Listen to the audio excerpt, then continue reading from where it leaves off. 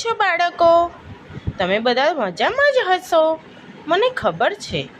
આજે હું તમારા માટે વાર્તા લઈને આવી છું, ચકલા અને ચકલીની. તમને સાંભળવી છે ને? ઓકે, તો ચલો હું વાર્તા ચાલુ કરું.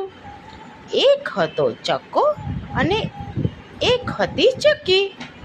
બંનેને બહુ ભૂખ લાગી.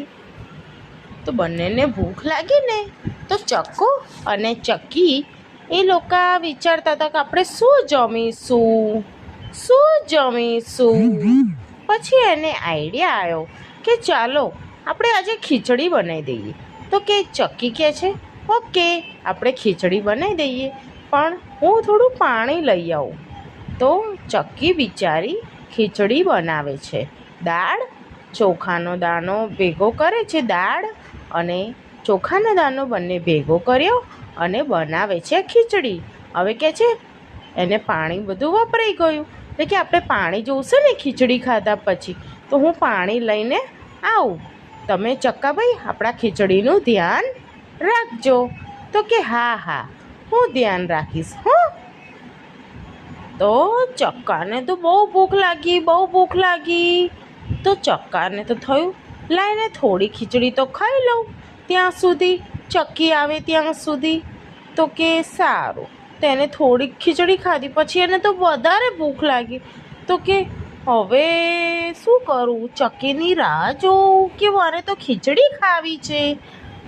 તો એને તો ફટાફટ ગબા ગપ ખીચડી ખાઈ ગયો. અને ખીચડી ખાઈ ગયો ને તો એને તો પછી વિચાર આવ્યો કે બાપરે, હું તો ધીમે ધીમે કરીને બધી ખીચડી ખાઈ ગયો. હવે મારી ચક્કી બિચારી શું ખાશે? એ આવશે તો પછી એ તો કે એ તો ખાલી ખાઈને ઊંઘી ગયો.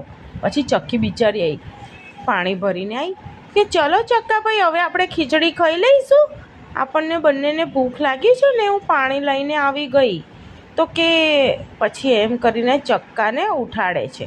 તો ચક્કો તો પાછો જૂઠું બોલે છે,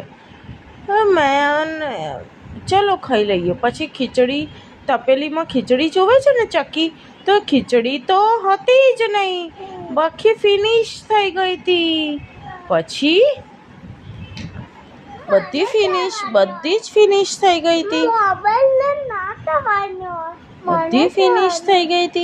પછી બધી ખીચડી ફિનિશ થઈ ગઈ હતી ને, તો હવે ચક્કીએ કીધું કે ચક્કા તે ખીચડી ખાધી?